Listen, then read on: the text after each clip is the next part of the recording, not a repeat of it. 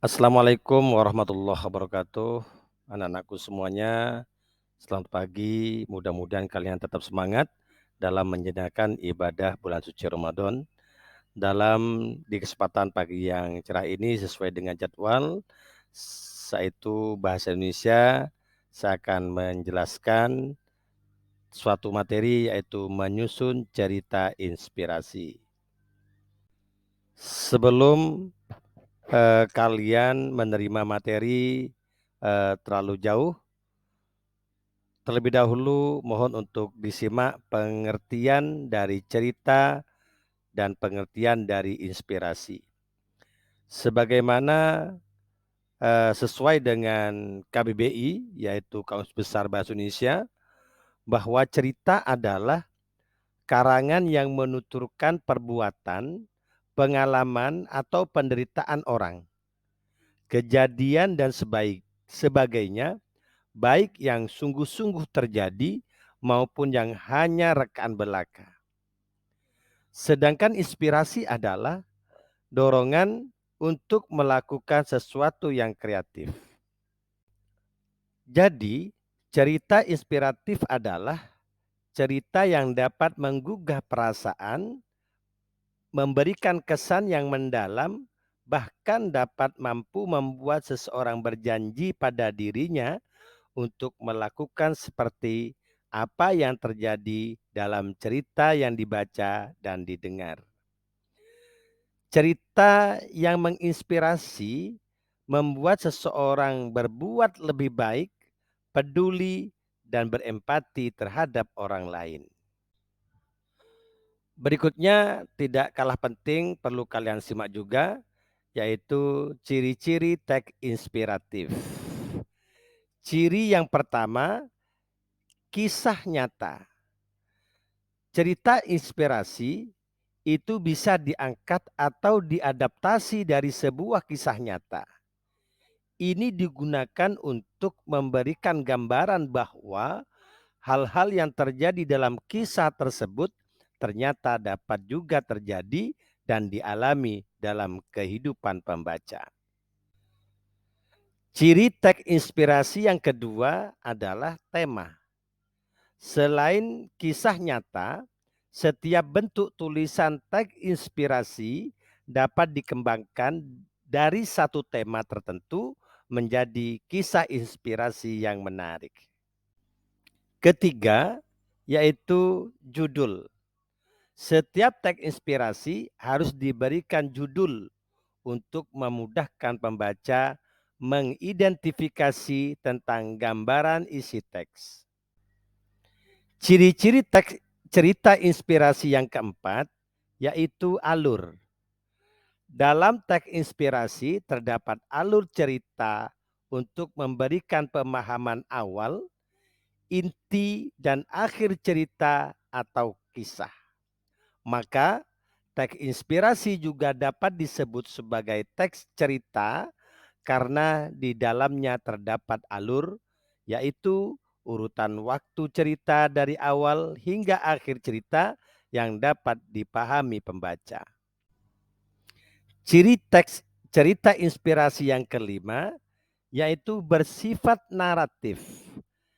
Teks inspirasi tentunya bersifat naratif atau cerita karena di dalamnya terdapat alur.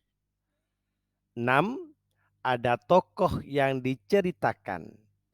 Terdapat tokoh cerita dengan kisah hidupnya yang dijadikan sumber inspirasi, contoh, atau teladan bagi pembaca. Pada umumnya, tokohnya adalah manusia. Baiklah anak-anak, untuk lebih jelasnya, terlebih dahulu simaklah cerita inspiratif berikut.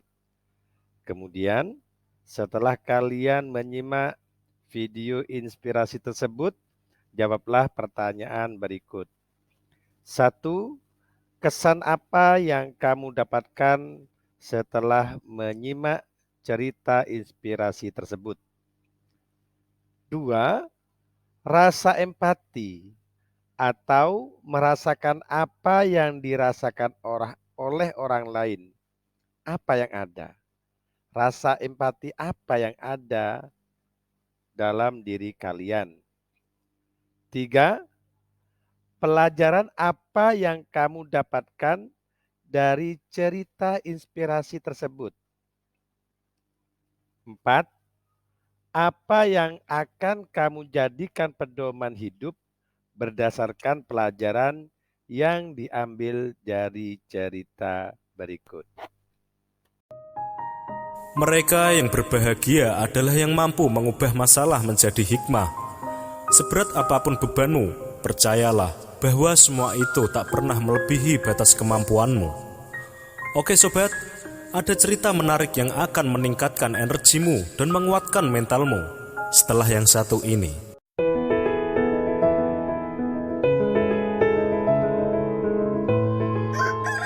Suatu ketika hiduplah seorang kakek tua yang bijak. Pada suatu pagi hari, ia didatangi seorang tamu anak muda yang sedang dirundung masalah. Langkahnya lemas dan wajahnya kelihatan kusam. Keadaan tubuhnya tak karuan, penampilannya berantakan. Ia sepertinya sedang menghadapi sebuah masalah yang sangat menyusahkan hatinya. Begitu ia bertemu dengan sang kakek bijak itu, ia segera menceritakan semua permasalahan yang dihadapi. Sang kakek yang bijak hanya mendengarkannya dengan seksama. Begitu tamunya selesai mengungkapkan segala isi hatinya, sang kakek lalu mengambil segenggam garam dan meminta kepada pemuda itu untuk mengambil segelas air. Ditaburkannya garam itu ke dalam gelas, lalu diaduknya perlahan.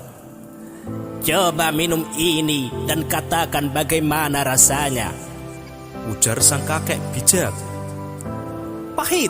Pahit sekali," jawab anak muda itu sambil pasang muka penasaran. Kakek bijak tersenyum, lalu ia mengajak tamunya berjalan-jalan di hutan sekitar rumahnya. Sang kakek bijak dan pemuda itu berjalan berdampingan. Setelah melakukan perjalanan yang cukup lama, akhirnya mereka tiba di tepi sebuah telaga yang tenang. Kakek bijak itu kembali menaburkan segenggam garam ke dalam telaga itu. Dengan sepotong kayu, sang kakek mengaduk air telaga sehingga sebagian airnya muncrat membasahi wajah anak muda itu. "Sekarang coba ambil air dari telaga ini dan minumlah," ujar sang kakek. Anak muda itu menuruti apa yang diminta Pak Tua. Ia segera meminum beberapa teguk air telaga. Begitu anak muda itu selesai meneguk air telaga, sang kakek bijak berkata lagi, "Bagaimana rasanya, Cu?" kata sang kakek. Segar sekali, kakek," kata anak muda itu. "Apakah engkau bisa merasakan garam di dalam air itu, Cu?" tanya sang kakek. "Tidak, kek," jawab si anak muda. Dengan bijak, sang kakek legendaris itu meluncurkan aksinya. Ia menepuk-nepuk pundak si pemuda itu dan mengajaknya duduk berhadap-hadapan dengan gaya posisi bersimpuh di samping telaga. "Anak muda, dengarkanlah ucapanku. Pahitnya kehidupan yang engkau rasakan saat ini adalah seperti segenggam garam. Jumlah dan rasa pahit itu sama dan memang akan tetap sama. Tetapi kepahitan yang kita rasakan sangat tergantung dari wadah yang kita miliki. Ingat itu anak muda, kepahitan yang kita rasakan sangat tergantung dari wadah yang kita miliki. Kepahitan itu tergantung dari perasaan, tempat kita meletakkan segalanya. Itu semua tergantung pada hati kita anak muda.